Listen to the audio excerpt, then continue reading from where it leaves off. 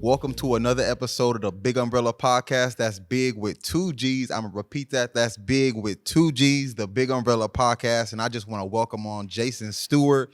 We coming live into the cage of epic fighting, man. What's going on? I'm feeling good, man. I'm glad we can make it happen. Hey, I like how you have your whole setup here. You got the cameras, the audio. We call it. It's like a pop-up production. So we bring the whole thing, and you just got to support. Bring the location for us, and we good to go. Nice. Well, we got the location here. Yeah, epic fighting. So epic fighting is in the background. Yeah, we're gonna definitely get to even how we even got to this. Yeah. You from San Diego? Originally from West Virginia, and I've been in San Diego since '94. Okay, so it's been a long time. Okay, for sure. Yeah. So, what part of your life you grew up in West Virginia? The early part. Actually, I was born there, and then I was actually gone for like 5 years. I was in San Diego and New York, and then went back at 5 years old, and then grew up there from 5 till high school, till like 14, and I came out here at 14. Okay, then yeah, we could even continue on what you said 14. So what school was you going to when you came out here at 14? When I came out here, I went to Castle Park High School. Oh, okay, so you was kind of in the South Bay area. Yeah, I was in the South Bay, yep, and then I switched over to Hilltop High School. Okay. For my last 3 years of high school. In high school, what was that like for you? So when I first came out here, I had a twang. I didn't know I had a twang until I came out here because we made fun of people who had What twangs. the hell is a twang? A twang is like country. Oh, okay. Oh, okay. Yeah. Like an accent. So I came out here and I was like, yeah, let me get a piece of that pie. Can I have some pie? And that's a real story. I was at, I think it was like Mary Callender's. And the guy looked at me that was working there. He's like, where are you from, boy? And I was just like, why is he asking? I didn't think I had an accent. Because to us, the people that talk, that's normal. The people that talk like, I'm going down there to get them cars down there, that dang there thing right there. Those were the country people. We didn't think we were country. But when we came out here, I was country as hell. I didn't know it. Yeah. And that was for you in high school. So they think of you the country dude coming out in high school. Yeah, and I dressed real East Coast. You know, my shoes matched my jacket. My shirt matched my underwear. I was like wearing that. I was wearing Carl Kanai and Nautica. And you know, out here people were wearing Dickies and Cortezes and all these things that were like, no one wore that where I grew up. So then with you being introduced to now coming from East Coast to West Coast, what was that change like for you? You know, it was a lot of cultures, a lot of circles. You know, at our school, you know, there was like, you know, there was athletes and, you know, of course there's the party people or whatever, people that got into the wrong stuff. Yeah. But out here, you had breakers, you had everything. Cholos, jocks, the sociales. Yeah, you know, hey, that's funny as hell. You know that because Yeah. that's a term that I know for. Yeah. It was like the Mexicans that dressed up. The all Mexicans like, that dressed nice. They had money, but they crossed the border every day. Most of them. Yeah. You know, you had the rebels. You know, you had like the greasers, greased their hair back, like all these different little cliques, and it was like something out of a movie. And we didn't have like that much diversity. You know, where'd you fall in that with all those different? Man, I was kind of an outlier. I didn't really. I ran with a little clique called the Goonies. It was just like a bunch of like random dudes. They were all friends, and I just kind of met them and started hanging out with them, and it was just like, you know, kind of associated more closely with them than a lot of the other little cliques and groups that had names. Yeah. But I was definitely different. And a lot of my friends that I'm still friends with from high school said, you were always different. And that's cool that you're doing all the things you're doing now because everybody always knew there was something different about you. Like you were weird in a good way. And when I was going to ask, like when they say different, what are they even meaning by different? I just always thought different. Okay. Like I wasn't part of any like linear type of I'm thinking. going to make my own lane. Yeah, like you couldn't put me, to this day, you'll never put me in a right-wing, left-wing, Democrat, Republican. Like you'll never, you know, because I'm going to see both sides of any, I would be a horrible juror. Right, because like, you put me on to choose. Like, I see where you're coming from. I kind of see why he did it, but I see why y'all would want him to go to jail. Right. But I also see why his lawyer's trying to get him off. Like, you know, I'm going to see both sides to most things. And so, yeah, I was just always really out there. I was really weird. I acted weird. I did stuff different. I didn't care as much what people thought as the average person. Right. That's a big thing when you're growing up. You hit middle school, you hit high school, and that's like your everything. Like, Yeah. don't do that. Right. They're not going to think you're cool. Right now, I hear people say that, like, oh, I accidentally liked this photo. Or shoot, I watched his story. I wasn't supposed to watch this story. It's like, because they're worried what that's going to think. Like, what they're going to think if they saw me that they liked it. Like, yeah. Okay. Like, that gene in me, like, I don't even comprehend it. I don't get it. And I always cared a lot less what people thought. Mm-hmm. I had a lot less desire to fit in with social circles, so I always did my thing. And you either looked at me as a weirdo or you kind of was interested and followed what I did, you know? And with you growing up, did you grow up with siblings or you the only child? I was the only child. So I don't even know how many half siblings, all on my dad's side. On That's my mom's, the same thing with me right now. Yeah, like we're still finding them. Mm. But on my mom's side, I was just the only child. That's so me. Yeah, I was, born with my mom. She came out to try to like find, because as soon as my dad found out my mom was pregnant, he moved to San Diego. Mm-hmm. And so that's how we ended up, because he wanted to go to law school and he was trying to get out of Charleston, West Virginia, where we were from. Mm-hmm. And so my mom kind of followed him out and things didn't work out. So she left to the Bronx, but she was into like selling drugs and she was also doing drugs. Wow. She was partying. And so the Bronx was a big opportunity to kind of make money in the drug game in '85. That was like the drug capital. It was like, but it was also the crime capital and the murder capital of the highest murder rates in American history. One of those times and places is Bronx '85. Oh wow! It was higher than the Wild Wild West when they were doing shootouts in the street. Yeah. And so, but that's where my mom chose to go because there was always opportunities in with the drugs.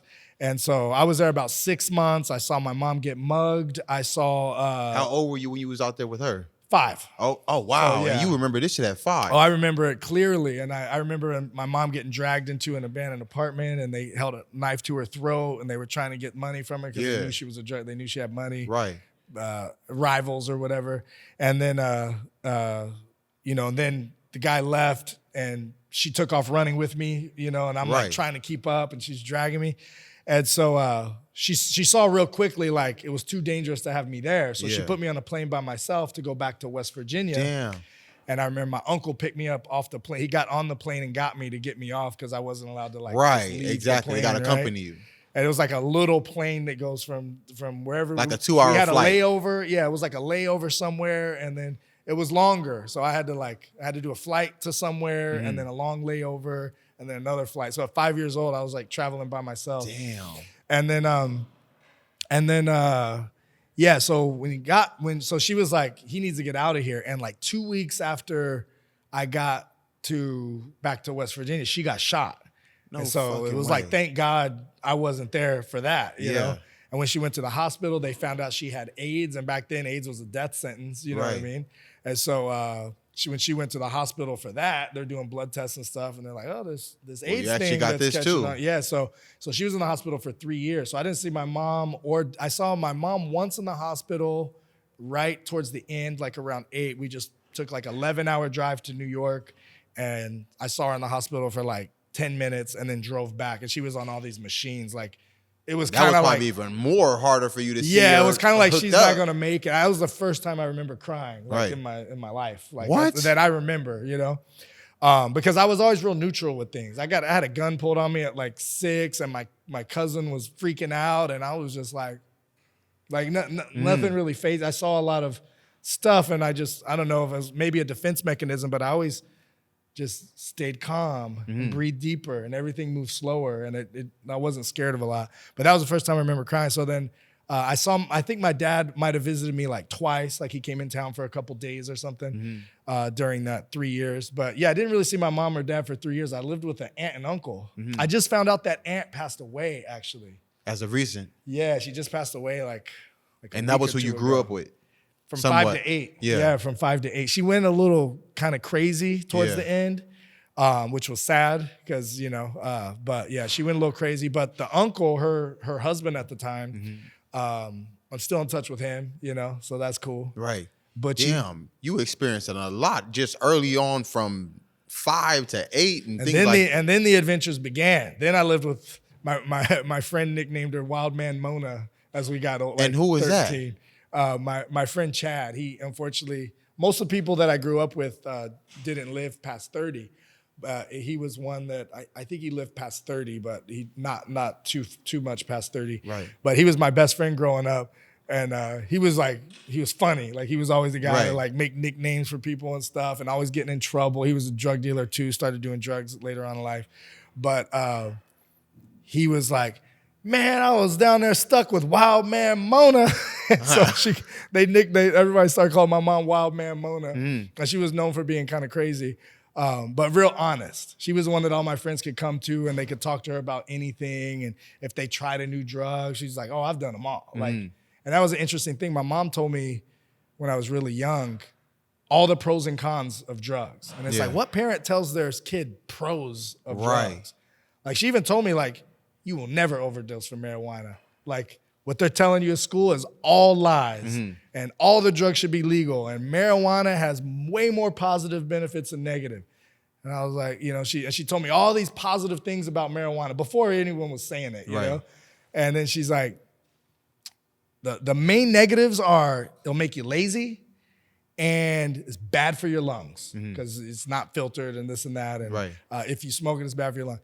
And I just heard bad for your lungs and lazy. And I said, okay, that's off. And then she started telling me about acid. And then she started telling me about, everything, like crack and like everything. Yeah. She's like, heroin, the best feeling you'll ever feel in your life. Better than all the drugs combined. The first time you do it. Then the rest of your life, you keep wanting to do it to try to get that feeling. And you only get a taste, but it never feels like the first time. And she was on and off of heroin a lot. That was the one that she really struggled with. And then later on, the pills became a thing. Right. So a lot of heroin addicts switched to the opiate pills. Yeah. And she struggled with that as well for a while. And she smoked since she was 13. But when I had my daughter at 19, she quit smoking because I wouldn't let her be around. I was like, hey, she can't stay with you. Exactly. Her whole life couldn't quit, and she quit just for that. Yeah. So it was impressive. And what kept you away from going down because you was around it so much, what kept you? So I've never been drunk. I've never smoked weed. I've never smoked anything. You couldn't get to this day. You couldn't get me to take a Tylenol or aspirin for the longest time. Antibiotics was a struggle. Like I took them when I was a kid. I didn't know anything. But as I got older, I was like, no, I'm going to tough it out. I'm going to find a natural herbal remedy. And there are some things like if I got strep throat, I'm probably gonna take amoxicillin. Right. Like it's a miracle worker. So I understand that a lot of Western drugs things do help. Like they do work. But I just went up to the other extreme because my mom was a drug dealer and the drug dealers were always around. That's why it was always interesting. Yeah, these real interesting characters. Oh, I'm sure. Oh, I was a cheerleader and I was prom queen and now she's missing teeth. And I'm like, you're 34 and you missing all the teeth. You missing your teeth? And it's like, wow. So the curiosity was gone. Like I saw the cool kids that thought they were cool because they were doing the drugs and they were at the party and stuff. They're not cool in their 30s, 40s. Right. Some of them even 20s. And it's a genetics thing though. Like a couple of the girls were like 26, 28 and they still looked healthy. But my mom was like, if they keep on, they won't make it to 30. They ain't gonna look like that at 33, 35. Exactly. And anyone over like 35, nobody, they are pox in their skin from itching and teeth, and they just age themselves. And so I stayed away from it. I was just like, So it was more so already from what you've seen from these people. It was like, okay, now I know that's not her. What I'm her not like. telling me to not. Her never telling me to not do drugs, but telling me the pros and cons of everything and being completely transparent was probably the best thing that could have ever happened to me. Damn. And I'm sure some people might see that as, oh, that's not how parenting goes, but everybody's different. And what she did for you obviously showed it like, okay, that's not what I want to do. Even though she put it all in front of you, put it on the table and let you know, this is what's good, this is what's bad for you. Gave you that option and you took the option to be like, okay, I'm not gonna do that. If a friend came by and was like, oh, I tried blow, Mona, they call my mom Mona. Like, oh, really? Did you get this? Did you get that? It was never like judgment. It's like how how was it? Right. And so that was why it was cool to you could come with her with everything. And all my friends felt real comfortable. Like they tell her stuff they wouldn't tell me. Yeah. You know what I mean? Right. And it's kind of different with her being your mom. It's they even give you a different kind of outlook on things as well. So I'm sure that's probably why they want to say other things to her. Yeah. And then you said you had your daughter at 19. Yeah. So I'm sure that was already tough at 19 happening. Yeah. Yeah, it was like a desperate feeling, a high stress feeling when I knew she was coming, when I knew like, like she came and said, I'm pregnant. And she's the mom of all 3 of my kids. I got 2 of them here. And you guys still together? No, Oh, no. okay. We were like off and on since high school, Right. but yeah, we've been like completely off for a lot of years now. Yeah. But and she came like not worried about. She was 18, and she was just like, "We're having a baby," and I was just like, But in her culture, she's Mexican. That's normal. I'm like, I don't got enough money. Right. What are we gonna do? I'm not done with school. I'm just starting, like just signed up for college. Like, and for her, it's like, I got 122 people in my family that can help me take care of it. Yeah. Like, we're good. Like, Right. Like you said, you got 122 people. And I couldn't sleep for days. And I'm like, Yeah, and she was ready to like a cry baby. myself to sleep. Like, this is not okay. And it was like the most stress I ever been through. I was working 3 jobs. I was going to school full time. I'm selling supplements out of the trunk of my car. And I was just like, make as much money as you can, get through as much school as you can before this baby comes. And it was just, the stress didn't go away for that whole like 9 months or whatever it was. And as soon as she was born, they said, cut the umbilical cord. Yeah. And I looked at my firstborn, I was like, it wasn't even I said, it was like something from above was just like, all right, you're good. You put in your work, you were stressed and you Take that stress you away. should be. Now I just want to let you know everything's gonna be okay. It was like the higher power. I was just like, and I just took a deep breath and the stress went away. And I was still in hustle mode. I still had the 3 jobs and the school and everything. But there was this underlying like, everything's gonna be okay. You got this. And I was, I read all the parenting books and I was PTA president and I was, reading to her really at for real school. going And, in. yeah, we were, we spent all the time. I didn't take a vacation. I didn't leave her for more than a day or 2 for the first 6 days of her life. Like she was never out of my sight for more than 2 days. Right. Like, and even when her, like, cause her mom and I like broke up during that time, it was like, I still got to see my daughter. yeah, every day. Yeah. Yeah. So And that's good that you was able to keep that out at such a young age, because most people at a young age and you fighting with your ladies, like, I ain't about to deal with this shit, I'm gonna leave. Yeah. I'm gonna just go, and you're young, so it's like a lot of people don't know better, but the fact that you already knew, like, no, this is my daughter, I gotta stay here for this, even though we not vibing.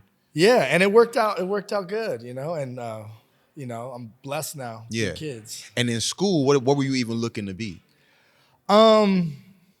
At school, what I was the most passionate about was being a fitness trainer. And then I was like a year into school, or a year and a half, 2 years maybe. And then someone was like, you don't need a college degree to be a fitness trainer. Oh, and shit. I was like, really?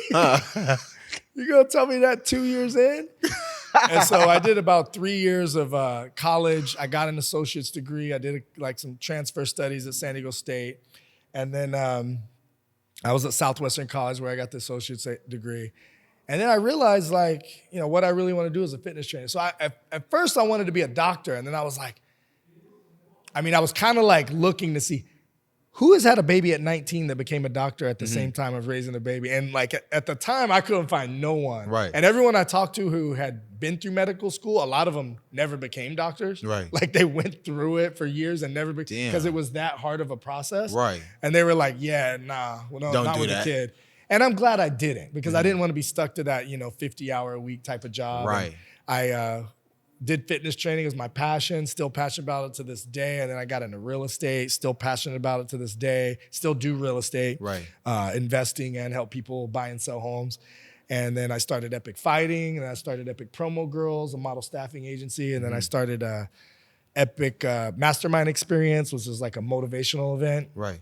We haven't done one since COVID, but it was dubbed the most life-changing event of its kind, and it changed a lot of people's life. Like, there's a lot of kids who came to speak at that event that were like up-and-coming entrepreneurs at 13, 14, 15, 16 that are like multimillionaires now at like 18, 19. So that's even 20. dope to see you putting that together. They're hanging out with Rick Ross, and they're hanging out with Ty Lopez and Grant Cardone. They're in the Some big circle. names, Like, yeah. they passed us up. You know what I Right. mean?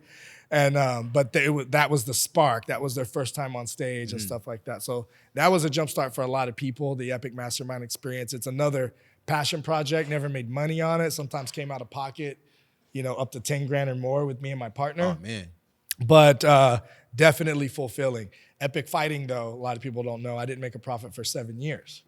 Oh, So man. it was For a whole 7 You see how years. much work you saw when I came in, and I Right. was like on the phone, this needs to get done. It's like a lot of work, high stress, a lot of moving parts. And to do that with 7 years, you either got to be really crazy or really passionate about Right. it. But when you come to the fights, hopefully you shit, guys all make both. it tomorrow, and you see what we do, and you see the platform that catapults these fighters onto that next level to Right. where there's not really a good in between before the big leagues, Right. the UFCs and the Bellator. This is like, this feels bigger than a lot of pro shows that you'll go to out there. Mm-hmm. This is real. Like the fights aren't rigged. You're not getting a slouch. You're not getting some dude off the street. Is that a real thing? Like fights really be rigged? It's not even rigged. It's not rigged. It's real fighters fighting people who aren't fighters at all. And I don't even know if I should talk about it. I don't know how much hate I'm going to get. I've never spoken about it. I've always just kind of stayed in my lane and kept my mouth shut. But I kind of feel like somebody needs to speak up on it. We had, 13 years ago when we started. I was going to ask, when did this even start? But no, go ahead. We saw a lot of fighters who couldn't win a fight at Epic Fighting. So they turned pro to fight on these promotions where they knew if they sold a certain amount of tickets, they would get a guaranteed win. You know what I mean? I see exactly what you're saying. And that guaranteed win comes way of someone who's on drugs, who will do anything for $100, doesn't train, is Right. not, Like you said, not a real fighter. doesn't even own a pair of fight shorts. I mean, stepping in the cage in sweatpants type of thing. Oh, shit. And this is happening to this day, and they're padding their record so they can, I'm 5-0. Let me get into UFC. Let me get into Bellator. But those 5 people you fought was the ones in the sweatpants. I remember there was one guy that there was like a big article, and I don't want to hate on him because I don't know how much of it is his coaches or Right. his, whatever. But he was 10-0, and it actually worked. He got a contract with the UFC, and somebody kind of dug into it, and they were like, his combined record was. All of his opponents together combined record was like 3 wins and like 100 and something losses. Oh, wow. Of all 10 of the Okay. people that he beat. Yeah. So like not even a 50-50 fighter, not even a 60-40. I'm Not talking close. about like most of them had never won a fight and never Right. will.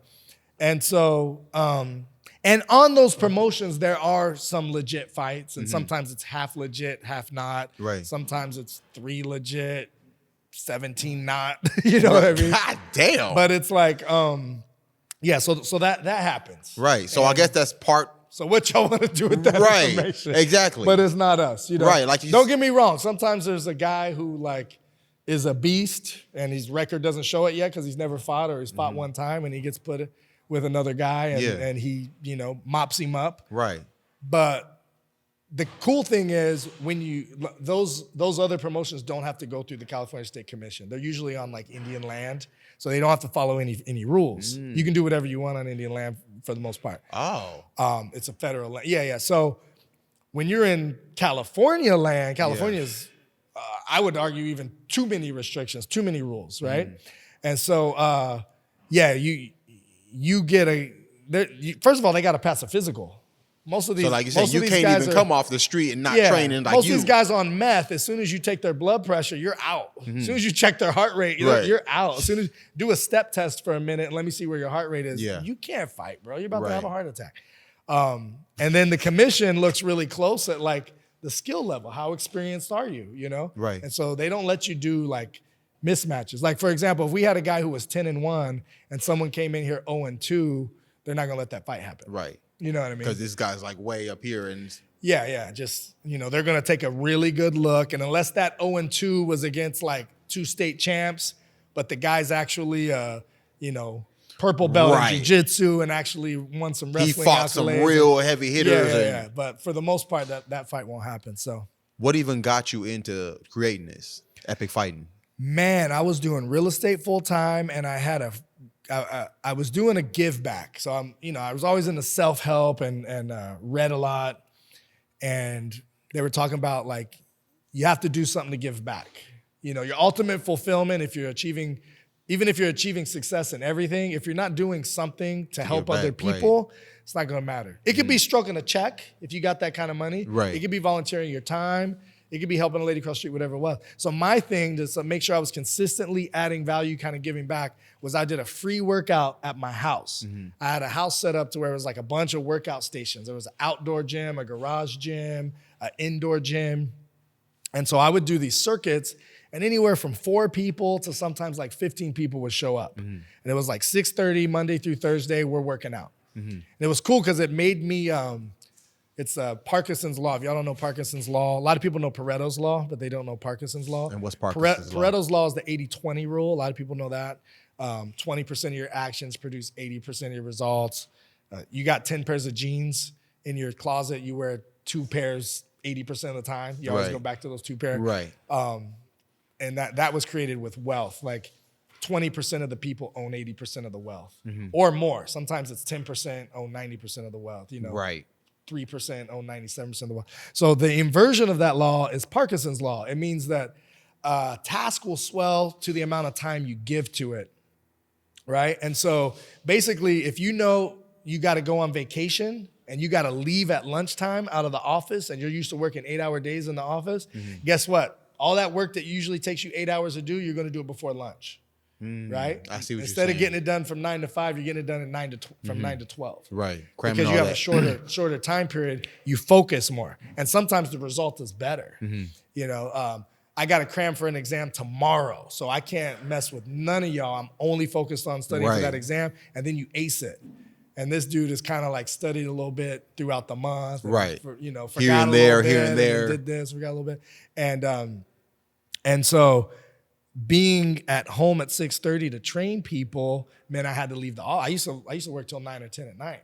So I used to have to get a lot done and focused and get home. And then I was doing that, and some dude came by and he said, "Hey man, I heard you're in the MMA."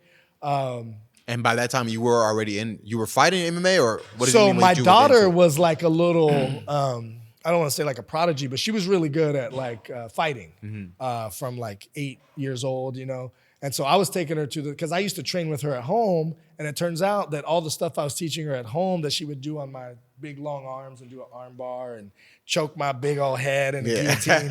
Well, it all worked. It transferred. I thought it would take her a while to get used to the little arms, but it didn't. She was Kimuran people, arm barring people, triangling people. And as soon as she got on the mat her first day at an actual jiu-jitsu gym, she was tapping everybody out. Just from the stuff that I showed her all these, we used to do these drills every day. And where were you even learning that? I was in martial arts from a young age. So when I moved, when my mom got me, we moved to a really bad area. And like right away, it was like, in the shit. It was rough, I was like, these girls were jump roping and they whipped me with the jump rope. And I walked in like holding back tears, and she looked outside and like saw like, oh yeah, this is what I can afford right now, but this is not a good area. Yeah. And so, my first day on the bus, some dude comes up and just starts slapping the shit out of me. And I'm just like, this is my first day at a new school. God damn. And I'm just like, oh shit. So my mom got me in martial arts. She's like, okay, this is not going to happen no more. Yeah, because she was just like, I don't know what to teach you. Like, I can't be there. My mom was like, put a brick in the purse and swing it. She got in a lot of fights, but she wasn't like a trained fighter. Right. So I started doing Taekwondo and Aikido and all this stuff. And then I started getting good at it. And then I wanted to get into, I did boxing at 14. And then I got into wrestling at 12. I did wrestling at like. Oh, so you was doing everything. Yeah. So I was, pretty well-rounded by the time I was like a teenager. And so then I started going to the gyms, and, I was instantly pretty good at jujitsu just from the wrestling and the Aikido. And at home, we used to play like King of the Hill. And like whoever could tap who out. And my Aikido stuff came in handy. It was just twist something where it's not supposed to go, and people will usually tap. Right, because they then when I went to jiu-jitsu, I was like, look at all these moves I made up. And they were like, no, a lot of those are legit moves with names. Here's the proper technique to it. And like, you know what I mean? And so but with the wrestling base, and I was always in really good shape. I lifted weights. I did, And then with you doing all that training and getting all that in, were you still getting in a lot of fights? No. So the better I got at martial arts, the less fights I ever had to get into. Right. That's what I would imagine. Yeah, it was cool. It's like as soon as I started I remember Chad, the guy I told you about, we became friends from a fight. Right. And I fought him and 3 of his friends. At the same time? Yeah, 2 of them more than one. One dude threw a kick and, he kind of threw, and then the other 2 were actually like down the fight. The dude that threw the kick, there was like a cheap shot, and then he kind of set out. Like, okay. But yeah, so I fought them 3. He did like a flying side kick, and I went down, and my foot got stuck in the bottom of the fence. But like, yeah, and then, they were like, okay, this guy can fight. Okay. And they came back with a bunch of boards, and they were hitting it, and my mom's like, what's going on? I was like, I whooped all 3 of them, Mom. Like, this stuff works. And so then, and it also, like, as your confidence is higher, A, you're less likely to start a fight, which that was never my problem. Right. But B, people are less likely to start a fight with you. They'll move on to the next easy target. They can kind of sense that, and they're like, oh, okay, maybe not him. So a lot of it was me frustrated that I knew all this stuff and could never use it, because Sensei was like, the better you get at this, the higher chance of you being able to walk away from the fight. Mm-hmm. And like, the less chance of you ever having to use it. The only time you'll ever have to use it is probably to defend other people who were getting bullied. Mm. And so I just would walk around like, I wish somebody would do, like, I got this throw, and then and no one was ever, like, I can't use it on nobody now. And so, but then I did use it to like help other people who were getting bullied. Yeah. So I would go around like wanting to be the protector. Yeah. And then I found out a lot of times like the dude like getting picked on kind of deserved it. And I'd be like, I'm going to stop getting in people's business. I'm going to stop saving people now. Yeah, that same day that I fought them was because all 3 of them were picking on this guy. He was like a bigger guy, chubby guy, taller, way taller than all of us. And then I was like, hey, that's not fair. I'm a firm believer. Like, if you want to fight, cool, but it's 1-on-1. It's never going to be like this 2-on-1 stuff, 3-on-1. And so I defended him, whooped all of them. And then later that day, he, because when I started fighting all 3 of them, he jumped in and he started like he was way bigger. He started like, kind of football hitting people. Yeah. And then his confidence was up because like, he got a teammate. They called me the ninja. So he's like, I got ninja on my team. Uh-huh. So later on, this dude, his name was Austin. I still remember his name. He's throwing the football with some guy, short dude, like skinny, like less than half of his size, black dude. Mm-hmm. And, he's from the hood. Mm-hmm. And he's throwing the ball and he was like, hey, let me get that ball. I looked at him like, you gonna walk up to this kid and say, let me get it? Like, not can I play with you guys? Let me get that ball.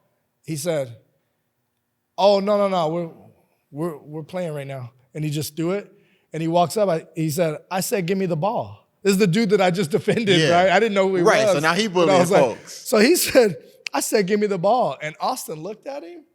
He looked at a friend, he looked at me, and he's like, bam, socked him right in his face, mouth bleeding. The dude falls on the ground crying, he hit me. Jason, get him, Jason, get him. And I said, hell no. I'm starting to sick you on him. Yeah. Like, what the hell? You deserve that. So yeah, I try to stay out of people's business, unless I see, something that's I feel is unjust. Yeah. And then you said like how your daughter, she was a prodigy from first stepping in the ring. You taught her all that from a young age. Yeah, and then she started training with people and having coaches. But I was always training her at home. So she'd go to sometimes she'd go to Alliance Gym in Chula Vista and then Victory Gym and then home. Or sometimes she would go to one of those gyms, do 2 or 3 back-to-back classes. Mm-hmm. I was a little bit of an extremist. And then come home and do training at home for an hour. Live sparring with other kids. Like it would be a kid or 2 that their parents would want them to come and train with me.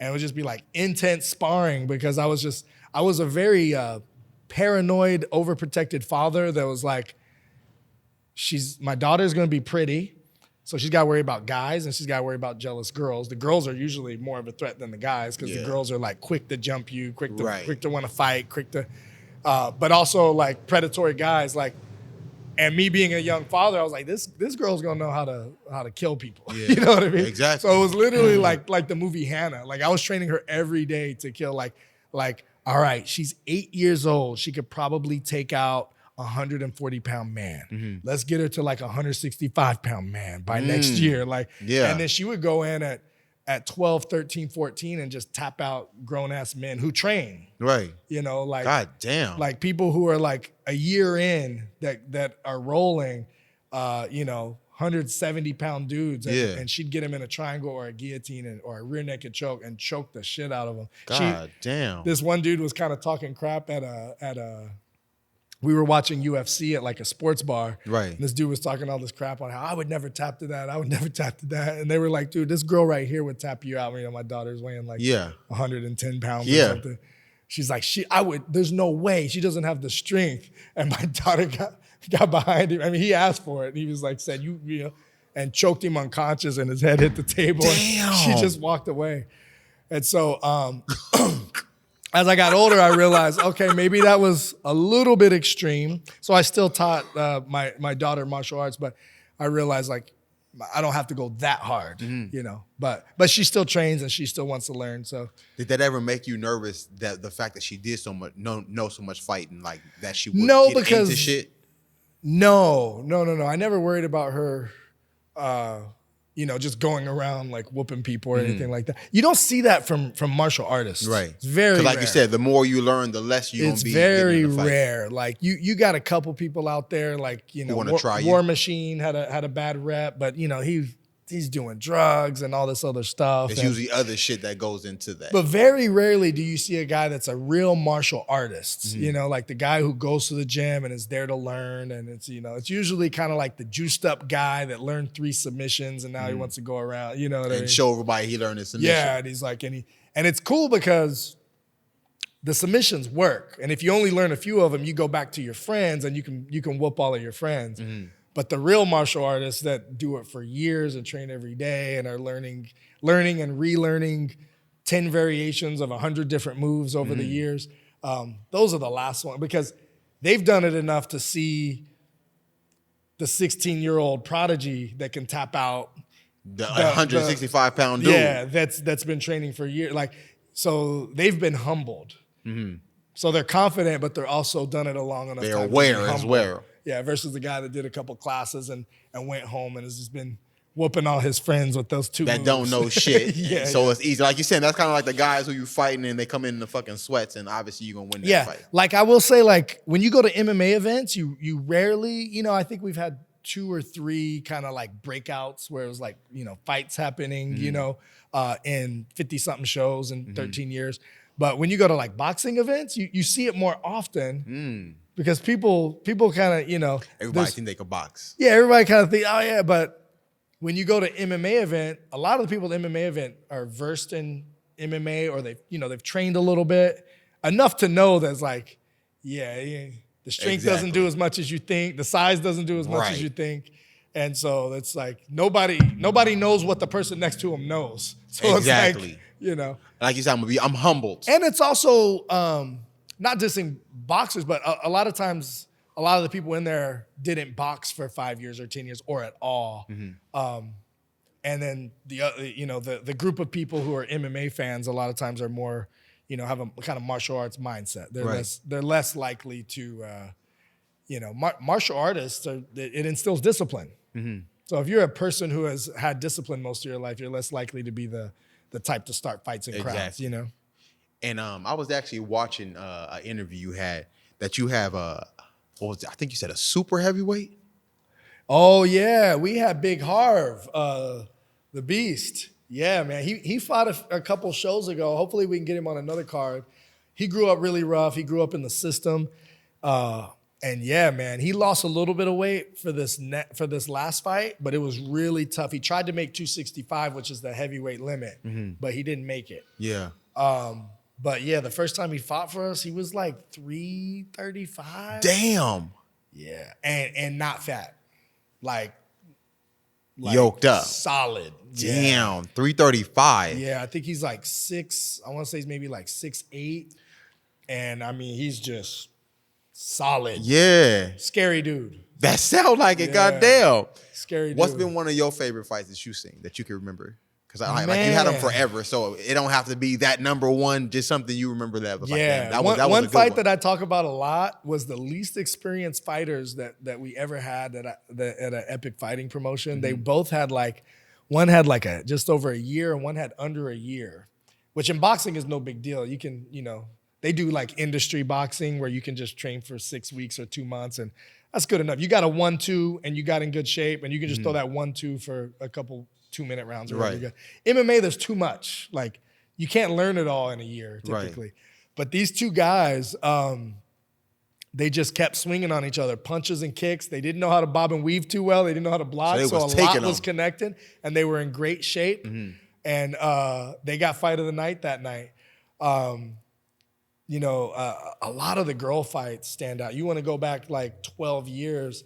Kiana Rain back in the day, she was older than a lot of the girls she fought were 20, 21, 22, and she was like 36, I think, back then.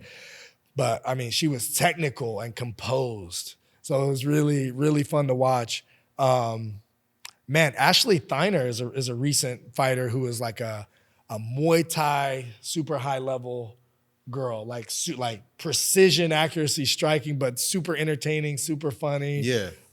She has a wife that super supports her. She has a team of people that support her, and she comes in here just dancing and laughing, and then and she's also got legit ground game. Mm-hmm. You'll see her in the UFC. Yeah, for sure. I would put money on it. And then afterwards, she's just dancing in the cage and doing the post-fight interview, and everybody's like, this girl's a star. Coda is going to be a big one. I love Coda. Like, Coda just came in here, bam, bam, bam. All right, highlight reels, every single time. Yeah. No one made it out of the first round. Oh, damn. So she was really coming in putting work. Coda's a guy. Oh, my bad. Robert Coda. Oh, okay. Yeah.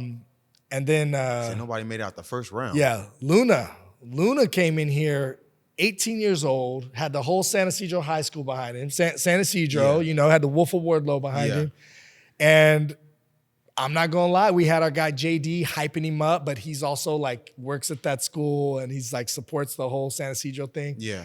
Does the broadcasting over there. I don't know if you're really hyping him or it's really... And I'm like, dude, he's a high-level wrestler. Mm-hmm. But that's all he's done his whole life is wrestling. How could he compare...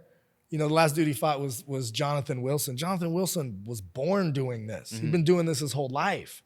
He's got jujitsu. He also is a high-level wrestler. Mm-hmm. He's got all the striking in the world.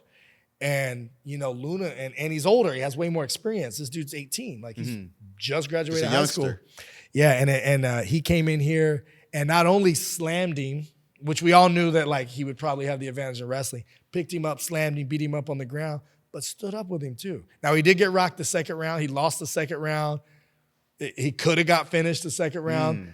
But the first and the third round, he stood up for a little bit, and I was like, where did he get out? He's like, dude, he lives in Mexico. They got the best boxing gyms in the world. They train different down there. And I'm like, that is a lot of skill to acquire in such a small period of time to be so young. He was crisp. And so he's definitely the future. You're definitely going to see him doing some big things. I mean, if he did that at 18, imagine 21. Right. You know what I mean? As long as he stick to it. But he got out of Mexico through his wrestling. It was his ticket out. So he at one point was even living in a place as a kid, away from his parents, where just other kids who wrestled lived there. Damn, and it was so this dedication is their ticket for out. real. So he crossed the border every day. Got a full ride scholarship, from what I understand, a really good scholarship. And turned it down because he said, I want to pursue MMA. I don't want to be stuck as a wrestler. So he was serious. So in this kid's head, there's no doubt. There was no plan B. There's no plan B. He's a main event UFC fighter, and that's it.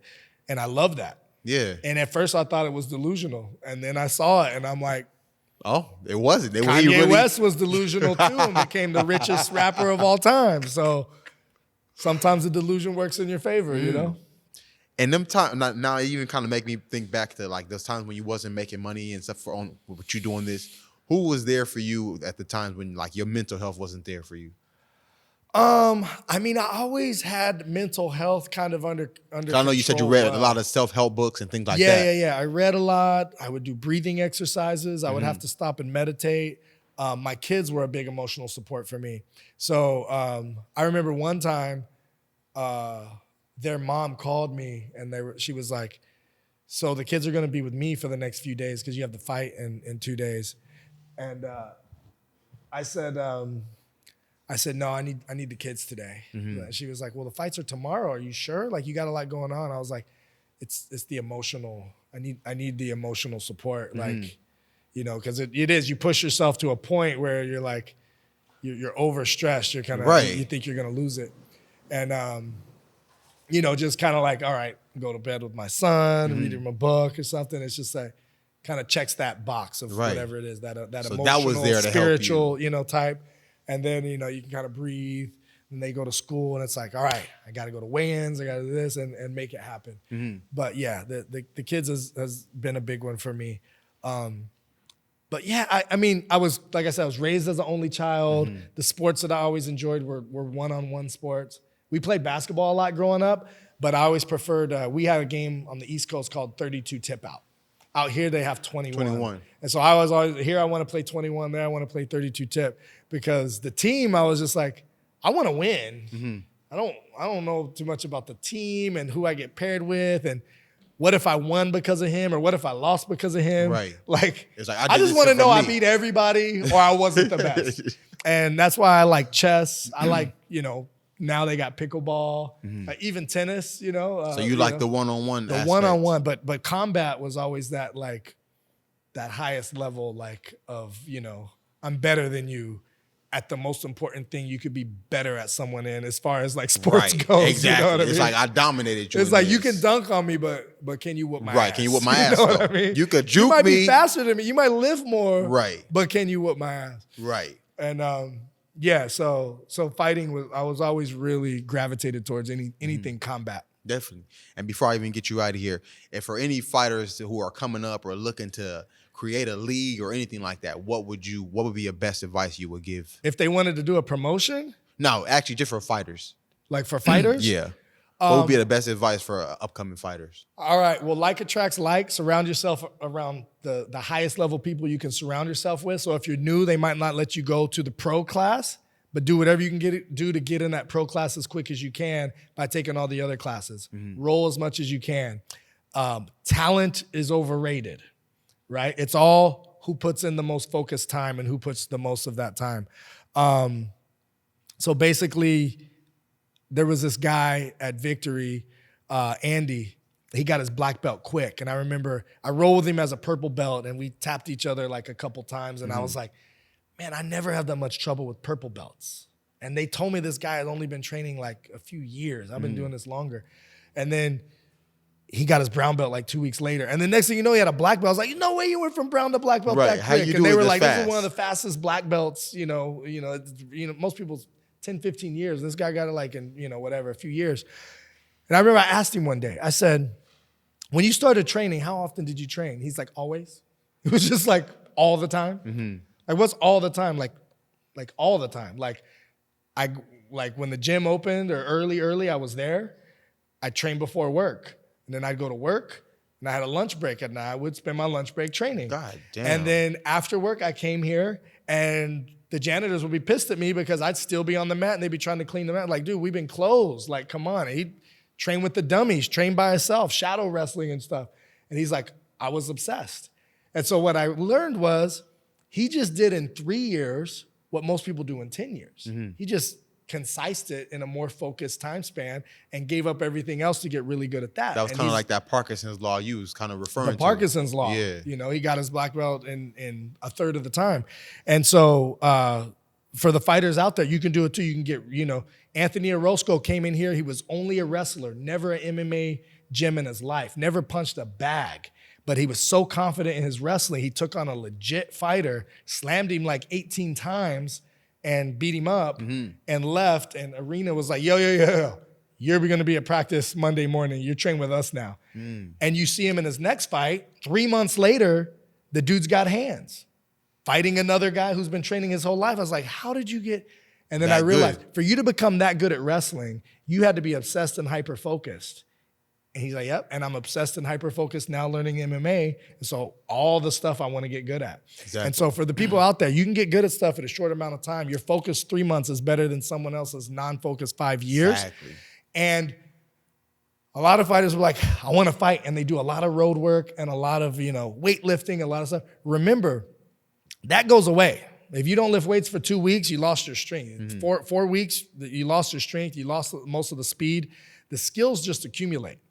And the skills training can make you stronger, faster, better cardio, and all of that stuff. So spend more time doing the skill stuff. Mm-hmm. Like instead of running on a treadmill, hit a bag. Instead of just lifting weights, roll with someone bigger than you and stronger than you. Mm-hmm. And you're always doing skills. And then once you've got a lot of skills, if you want to add some road work in those few weeks before you have a fight, then you do that to be at the peak.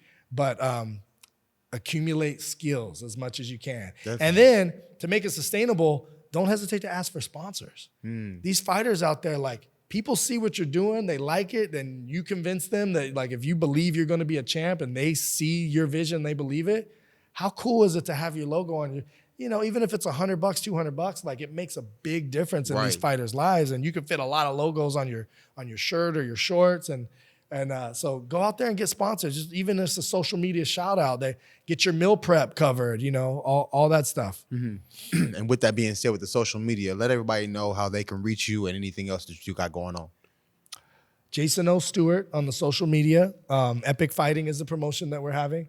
And Jason O. Stewart, Epic Fighting. Definitely. That's me. And with that being said, it's been another episode of the BiGG Umbrella Podcast, and it's a wrap. Well, let's get some tacos, nigga. Can we really get some tacos? You trying to get some tacos? Let's get some tacos, nigga.